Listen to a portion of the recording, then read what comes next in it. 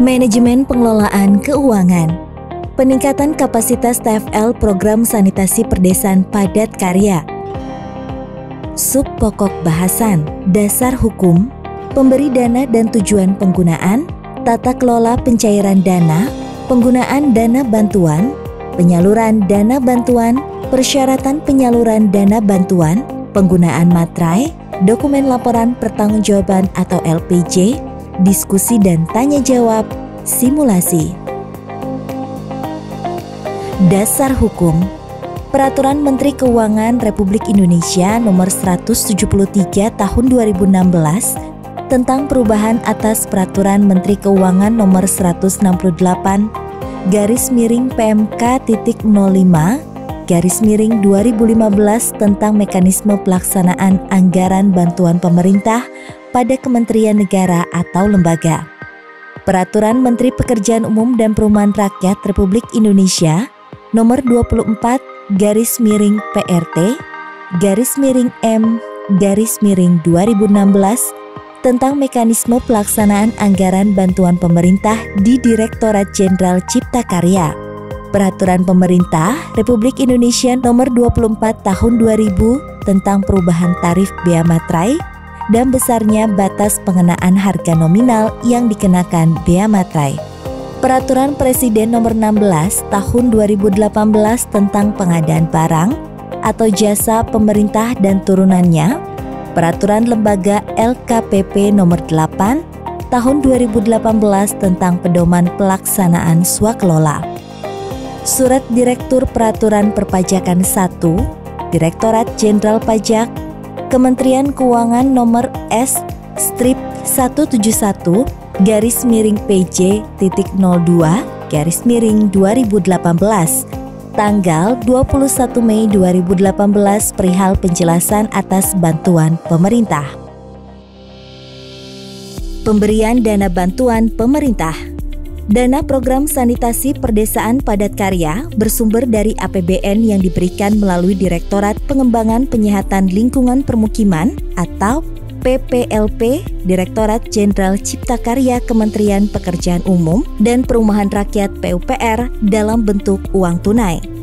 Tujuan penggunaan dana: toilet individu atau bangunan ruang toilet, toilet leher angsa, tangki septik yang dilengkapi bidang resapan.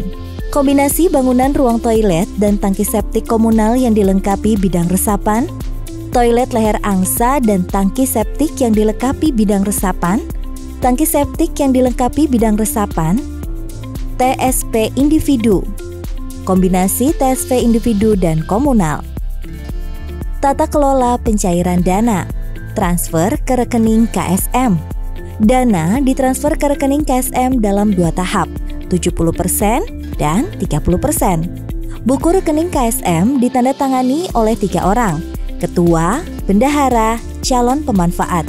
Rencana penarikan dari bank, rencana penarikan dana bank atau RPDB disusun oleh KSM bersama TFL. Tahap 1 atau pertama sebesar 70%, minimal 3 kali ditarik dari bank. Tahap kedua sebesar 30%, minimal 2 kali ditarik dari bank.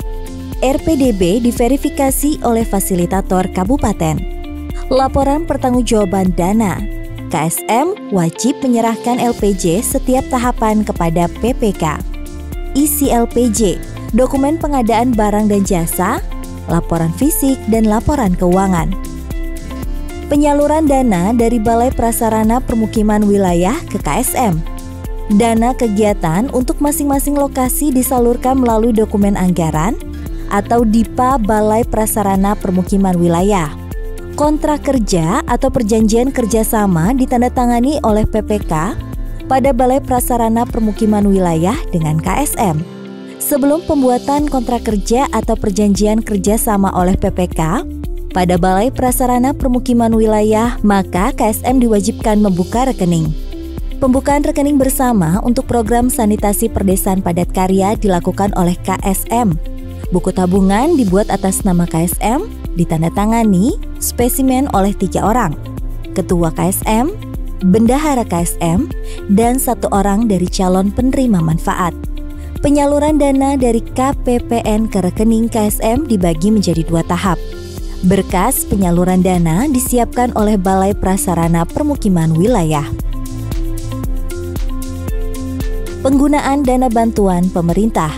Maksimal 35% dari bantuan untuk upah pekerja, maksimal 5% untuk kegiatan non-fisik, minimal 60% dari bantuan untuk bahan atau material.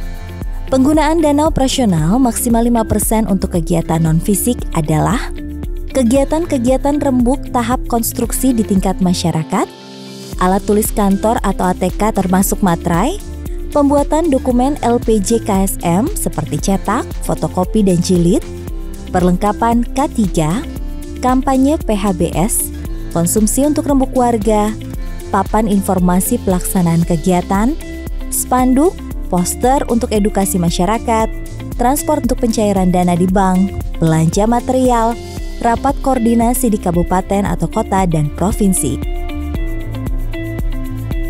Persyaratan pengajuan dana bantuan dibagi menjadi 2 tahap. Tahap pertama sebesar 70%. Rencana kerja masyarakat atau RKM telah diverifikasi. Tahap kedua sebesar 30%, fisik minimal mencapai 60%, LPJ tahap pertama telah diverifikasi oleh Faskap dan diserahkan ke PPK pada Balai Prasarana Permukiman Wilayah. Minimal 50% dari total unit yang akan dibangun sesuai rencana di RKM sudah terbangun dan dipergunakan. Rencana penggunaan dana atau RPD. Rencana penggunaan dana atau RPD merupakan pembagian dari rencana anggaran dan biaya atau RAB yang dibagi menjadi 2 bagian, yaitu rencana anggaran tahap pertama dan kedua dengan besaran 70% dan 30% dari total nilai RAB. RPD dibuat oleh KSM bersama dengan TFL. RPD merupakan salah satu dokumen yang harus disusun sebagai syarat dalam pengajuan pencairan dana dari Balai Prasarana Permukiman Wilayah. Rencana penggunaan dana ada 2, RPD tahap pertama dan kedua, sesuai dengan tahapan pencairan dana dari KPPN ke rekening KSM.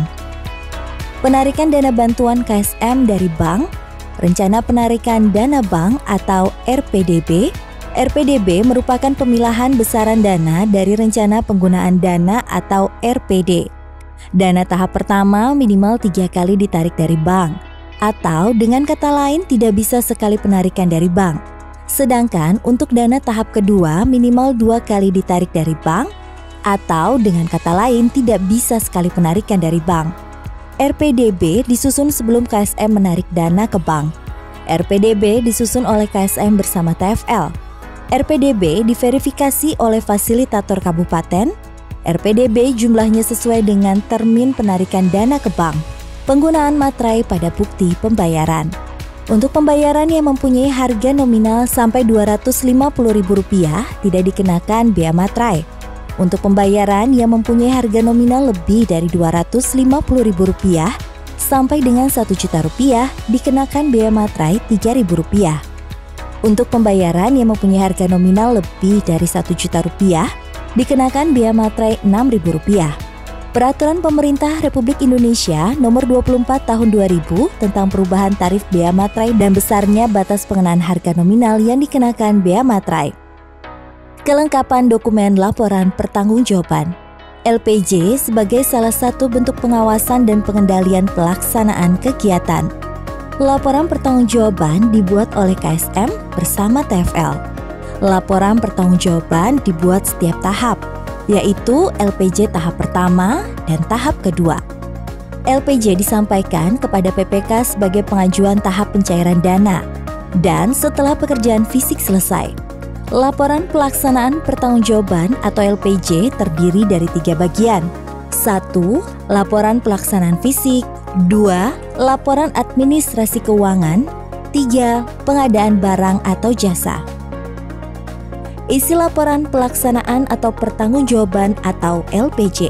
Dokumen pengadaan barang atau jasa, berita acara survei harga bahan, upah dan sewa alat, undangan pengadaan bahan atau material, penawaran dari pemasok, surat pernyataan kebenaran usaha, berita acara penentuan pemenang, surat pernyataan tidak menuntut ganti rugi, surat pernyataan kesanggupan menyelesaikan pekerjaan, surat perintah kerja atau SPK, dokumen pengantar barang atau faktur barang, laporan pelaksanaan fisik, catatan harian, catatan material, daftar hadir pekerja, catatan alat kerja, rekapitulasi kemajuan pelaksanaan mingguan, rekapitulasi kemajuan pelaksanaan bulanan, kurva S, buku bimbingan, berita acara hasil pemeriksaan lapangan, dokumentasi kemajuan fisik 0%, 50%, 100%,